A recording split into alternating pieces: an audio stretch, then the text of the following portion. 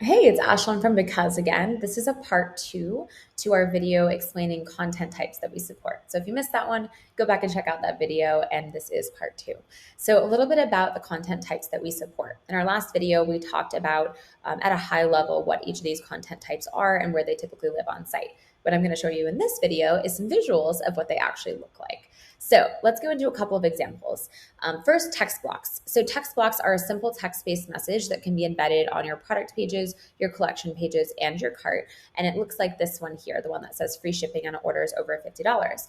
Text blocks can also include dynamic text tokens. So for example, this add $38 is a dynamic text token that is pulling based off of data in the cart. So for example, your shipping threshold minus how much is in the cart to tell the customer how close they are to unlocking. You can also use dynamic text tokens on inventory stock and a couple of other dynamic data points to change the text the site visitors see.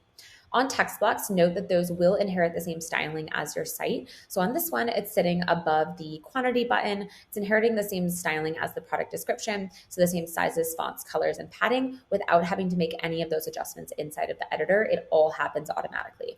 The great part about this is if you ever change your Shopify theme or do any custom code or redesign, it will again just inherit the styling of your site, so it will adapt along with you as your site continues to grow. We do also offer banners, which is the second example on this page, the Stock Up and Save. Banners are essentially text blocks, but they have a container. The container can be customized to be different background colors. You can change this to save brand colors in your editor experience. And then you can also add in icons. So if you want to add in an icon on the left, the right, both, or neither, you can choose from our icon library, and you can also upload custom icons for banners. The next example is also of another text block, just to show you how first party it looks. This is an example right here, just right next to the product description. Another example of a banner here is in cart. So this one is again just matching the full styling of the cart. So it's matching the full width of that checkout button because that's what we're going below. It can also use those dynamic text tokens to tell the customer like how close they are, for example. I'll do more follow-up videos associated with use cases, but just to kind of show you what the visual looks like. Badges, this is an example of an image overlay or a badge on top of your images on your collection page.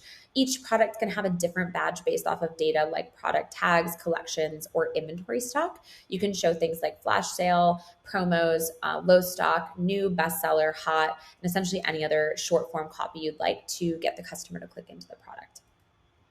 Bars, we do offer bars, which can either be a banner at the top of the product grid on the collection page. It could also be more of like a traditional top bar at the very top of the site above the navigation. You can either choose to put bars on individual pages. So let's say you wanted to put it on a specific product page to call out like a promo or a review.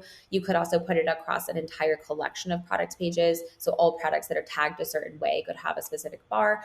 You can also put a bar only on your homepage or only on a collection page. You can also choose the more standard route of a sticky top bar that will be consistent across the entire site. And that would typically replace a top bar you would have inside of your theme, but it would be dynamic based on a ton of different data types. The next example is images. So we do have the ability to A/B test different images on your homepage for your hero image, your product page, as well as your collection pages.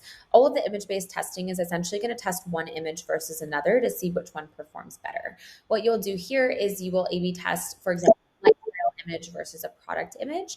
All of our image-based content does load in sub 2 seconds and there is no flicker.